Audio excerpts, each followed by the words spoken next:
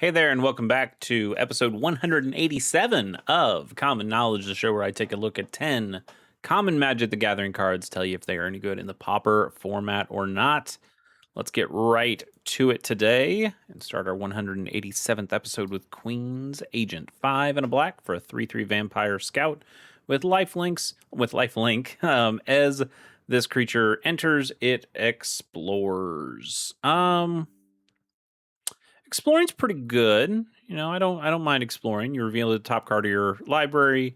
If it's you can put that card in your hand if it's a land. Otherwise, you put a 1/1 counter on this creature and then put that card either back on top of your library or you can put it in the graveyard. So it's kind of like a surveil sometimes. Sometimes it's just a drawn card if it is a land. But man, it connives. It's kind of like conniving a little bit, maybe a little less good than conniving, but still pretty solid.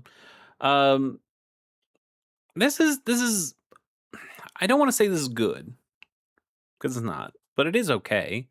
6 mana is a lot of mana.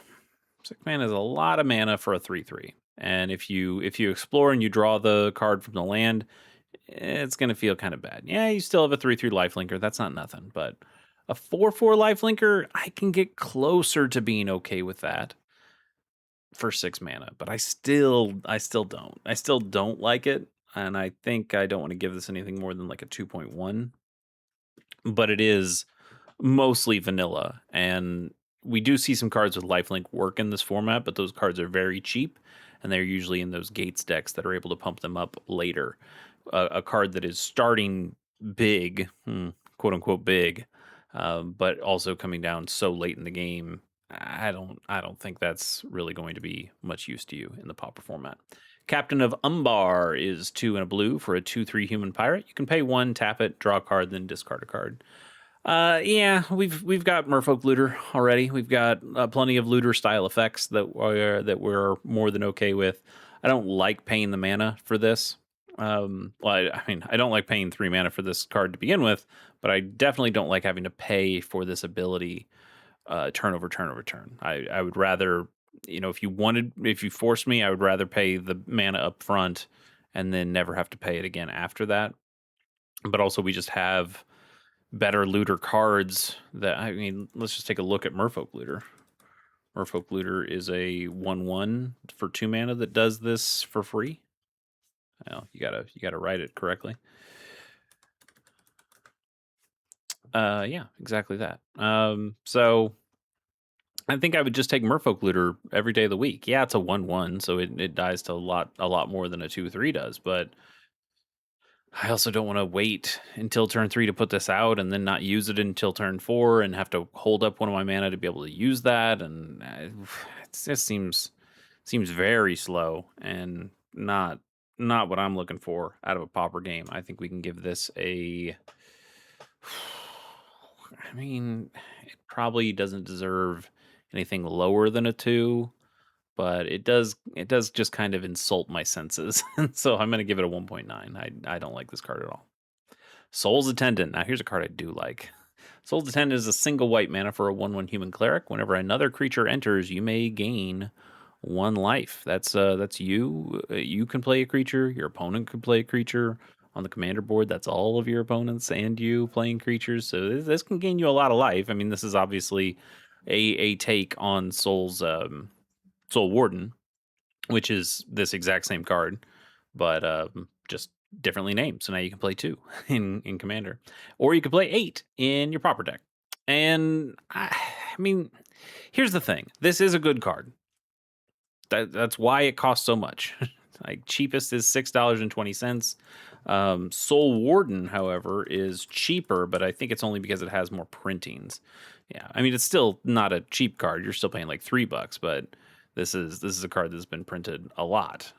10th edition was definitely not its first printing. It was what is this? What is that? Don't tell me. I mean, I know you can't tell me, but I'm trying to. I can't remember. I can't remember. Exodus. I should have known that. Anyway, so Soul Attendant again, same deal here, except I guess it says you gain. You Soul's Attendant says a may, so I guess if you don't want to gain life, you don't have to with Soul's Attendant. I guess this is better. on the smallest of technicalities. Um, but Soul's Attendant is good, and Soul Warden is good. And if we had, I've beaten this drum a couple times, but if we had a Johnny's Pride Mate in the format, then we could start really having something here. But we don't, so then we have to play either much more expensive white cards that we really don't want to play, or you have to jump into other colors like Pest Mascot from Secrets of Strixhaven, and the other Strixhaven one that does the same kind of thing in the same colors. And then you're playing Abzan, and that's possible in Pauper, and people have tried it. You know, once the Pest Mascot came out, they were trying to do some Abzan Soul Sister kind of stuff. Just Soul Sister doesn't quite work in Pauper yet. It could, it totally could. Yeah, all it takes is, I think all it would take was a Johnny's Pride Mate, but even if you don't do a Johnny's Pride Mate exactly, I think you can find some other card that's similar to that or has some kind of effect like that, but is still relatively cheap. And I think we're so close. And we've seen Soul Sisters kind of work in Pauper even without it. Not right now. The meta just doesn't really account for it outside of the Strixhaven, the Pest Mascot stuff. But that has not really impacted the meta in any super significant way. We see Soul Sisters in a number of different formats. These two cards are very flexible. This and Soul Warden. We've seen modern decks around that. Big staples in Commander. I have a Karlov of the Ghost Council Commander deck, and it obviously plays both of these. You love gaining life and getting all your counters from it with Karlov. So a fantastic card, like a big all star in so many different formats. But I think Pauper is kind of the one that it's a little weaker than you might imagine in. And it's a bummer because it's a fantastic card. Score wise, it makes it really hard to score. If I'm going strictly from a Pauper standpoint, I think I'm going to give this. I think I'm going to give this a 5, and just say that it is play. I guess I can go a little high. I'll give a 5.2 and say that it is playable in Pauper. But again, like it only takes one or two cards, new cards from Wizards that can function with this before this thing's like a 7, like a 7.5 maybe, because it can be that good. It just needs something. It needs a payoff for this enabler, and so far I don't think we have that in the format. But man, we are so close. You're so close. What a great card. Wake the Reflections is a single white mana for a sorcery. You populate. Hey, we had a populate card yesterday, and my beef with it was that it cost 6 mana. It was instant speed, but it did 6 mana to both exile a creature and then populate. And this is one mana. Now it is sorcery speed, but it's 1 mana to populate. So is exiling the creature worth 5 mana? I don't know about that. This isn't amazing. Populate is fine. Populate is pretty cool. Creating a token that's a copy of a creature token you control. That can be really good. But also, as I said yesterday, there aren't a ton of big honking creature tokens in the Pauper format. You know, not like in other formats where you can make really big tokens. Those just don't show up nearly as much here. There's certainly tokens. You know, we make lots of 1/1s, or we can make the 0/1 plants, and you can get some token things going on there, but not so much that I think it's worth populating them. I think you can probably just play more cards that will make more tokens, but I don't necessarily want to just populate the ones that I have. That is really my problem with this. I think this is a card that is just dead in your hand most of the time. Even if you're trying to build a deck that revolves around populating, I think this card will mostly just be dead in your hand for the significant portion of the game. And you'd much rather have any other spell, a creature, a removal spell, a land sometimes. So I don't buy into this one. I will give this a uh, I'll give it a 2, but I really don't like it. Wildwood Patrol is a 2 2 mana and a green for a 4/2 Centaur Scout with trample. That's all it does. I don't think that's good. French vanilla creature here, 3 mana. You know, if it's green, I would want it to be pretty big, and You know, 4 power is pretty big, but the 2 toughness is so small. It's so small. I think this just ends up trading one time, and maybe you get in with a couple damage against the opponent, but I don't know. You're kind of just trading creatures and maybe doing a touch of damage, and just kind of it's just so slow. It's so slow. We have better tramplers out there. This isn't the card to play. We can go for a. I mean, I'll go for like a 2.2. No higher. No higher than that. Viashino Warrior is 3 and a blue, or 3 and a green. 3 and a red. Remember your colors. 3 and a red for a 4/2 Lizard Warrior. Okay, well, here you go. Hoisted. So in green, you get a 3 mana 4/2 with trample. In red, you have to pay a full extra mana. You lose the trample, but you get the same creature.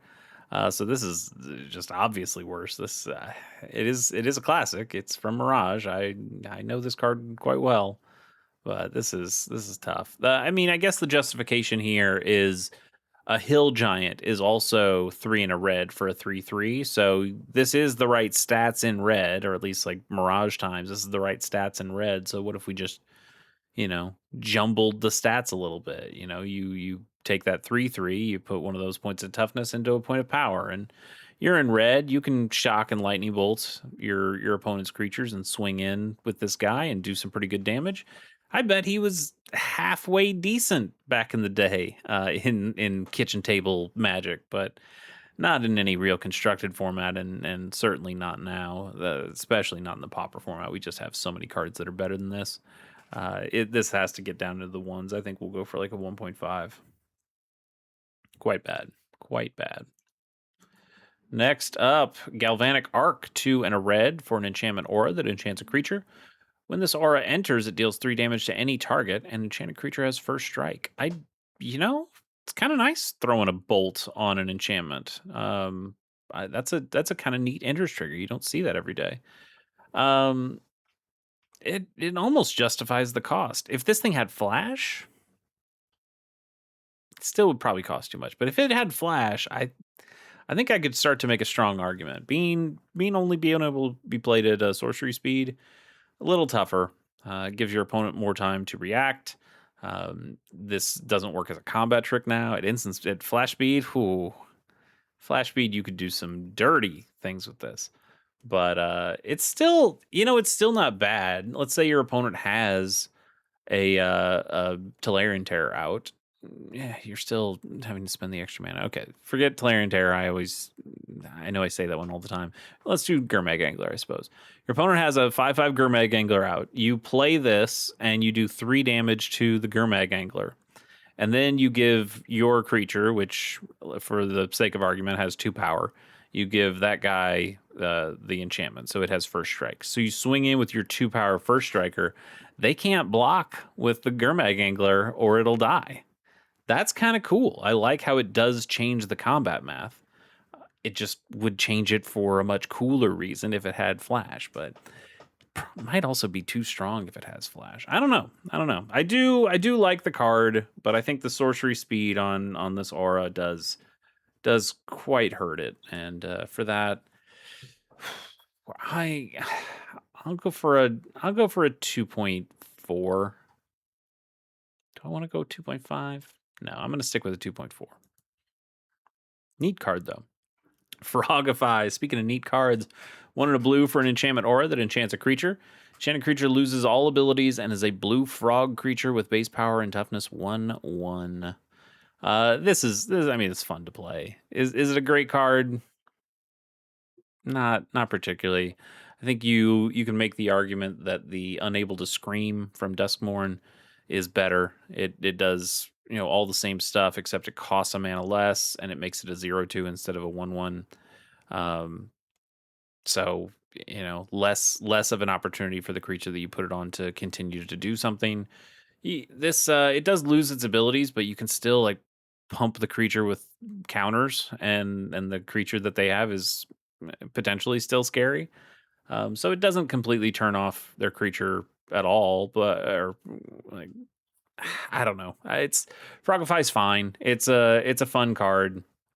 but it's not better than most of the blue removal options we do have. We just kind of keep getting better ones.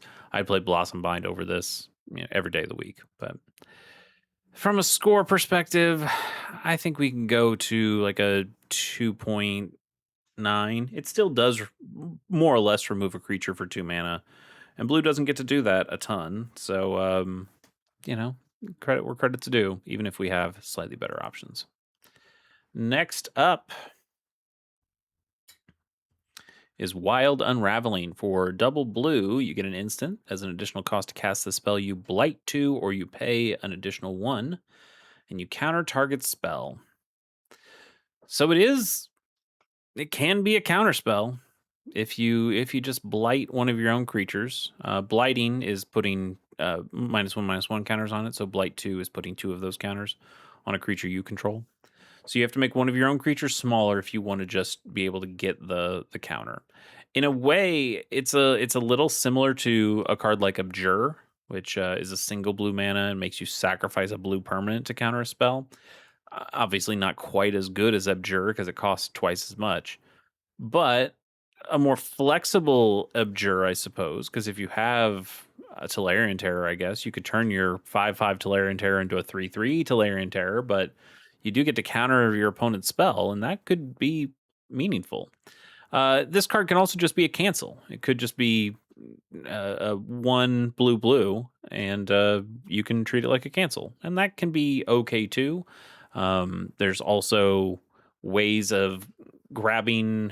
There are ways of grabbing this card. I guess if you have like some kind of transmute card that can grab 2 mana spells, you could grab this, which I suppose could be relevant. Not as much, because if you're gonna transmute, you'll probably just go grab the actual counter spell. Um, eh, it's not nothing. It's always a cancel, and then it could potentially even be better than a cancel it in some situations. So it's hard to hate it completely, but we just have so many good counter spells in the format. I don't see this working. Sometimes some people will even say that counterspell itself, original actual factual counterspell, is too expensive or too slow, and that seems wild to say. I can understand their arguments, and I agree with a lot of their arguments. Whew, boy, saying counterspell sometimes is not good enough. That makes my head spin a little bit on this format. I'm gonna give this a I'm gonna give it like a 3.2. I think you probably could find the right deck for this. Maybe, but I think even Abjure just kind of makes it better. I mean, it's an Abjure that doesn't have to be solely in blue, because if you're sacrificing the blue permanent for Abjure, you could play this in something that plays multiple colors, and you can blight any of your creatures. So maybe it is a little bit more flexible in that sense. I still think most of the time you are just going to be playing counterspell and spell pierce and other stuff, and you're not going to get to wild unraveling at that point. And this is our last official card, right? It's Teferi's Curse with some great Robert Bliss art. We've seen some Robert Bliss art a couple times on the channel recently, and God, it's a real freak show that guy is able to put on cardboard, and I love it. 1 in a blue for an enchantment aura that enchants an artifact or a creature. Enchanted permanent has phasing. I think this is our first time talking about phasing on the channel. It phases in or out before its controller untaps during each of their untap steps. While it's phased out, it's treated as though it doesn't exist. So it's treated as it doesn't exist, but it doesn't actually leave the battlefield. So if you do have +1/+1 counters or auras or equipment on the creature or the artifact in this case, those don't go away, those don't fall off or anything like that. But phasing can be kind of complicated, and I think Commander has only made it more complicated with cards like Teferi's Protection that say, "Oh, you phase out," but the idea is that you phase out and then you'll phase back in on your untap step. So it kind of only happens once, and you understand how it works. Clever Concealment the same way. Hey, they all phase out, and then we know that they'll all come back at the beginning of your at the beginning of your untap step. But um when a creature actually has phasing, and the idea that it is around for some turns and it's not around for other turns, and it can turn off and on, that can be a little harder. I think you generally would like to have some kind of marker that gets put on your card, some kind of token, coin, something that goes like, oh, it's phased out right now, or it's phased in. Maybe you flip it over or something. Phasing is can be a little difficult to track and a little complicated of how exactly it works and when it works, because it's before the untap step, which is not something you usually see in these in Wizards cards. Like usually you'll see like before your up, or at the beginning of your upkeep, which comes after your untap step. So phasing's a weird one. It can be pretty good. Imagine putting this on, a Boulder Branch Golem or a Brambleworm or something like that. That is a very scary card, and now it's still scary, but it's only scary half the turns because it'll be phased in on one turn and it'll be phased out on the next turn. So it can slow your opponent's game plan way down. You could even put it on your own creature if you wanted to, and potentially protect it on certain turns. Make sure your mana's open to be able to counterspell something that might counter it while it's around, but know that you don't have to worry about it when it's away. I don't know. I'm kind of grasping at straws on this one. This is not an amazing card. It is a funny card, and I like it for that, but I don't think I like the card generally. I'll give this like a 1.6. It's quite bad.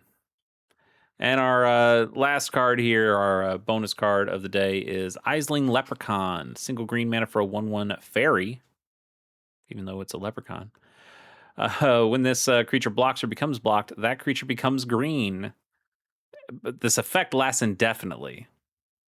Wow. That is terrible. That is so bad. What's the point of that? Wild. Okay.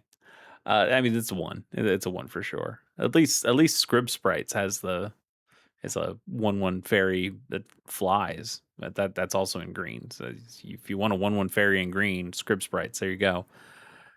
This this sucks. This is a bad Magic card.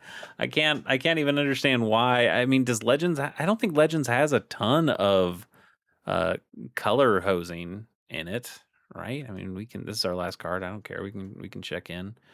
It does have like is circular protections even in here? I don't think so. No. So what do you have? I mean, okay, here's like a card with protection from red and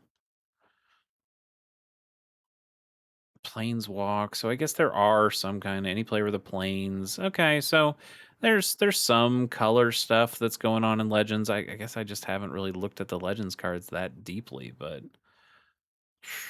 all some creatures get Island Walk. Yeah, okay, When target artifact is tapped. No. So I thought that said red or blue, not relic. Relic bind. My bad on that one.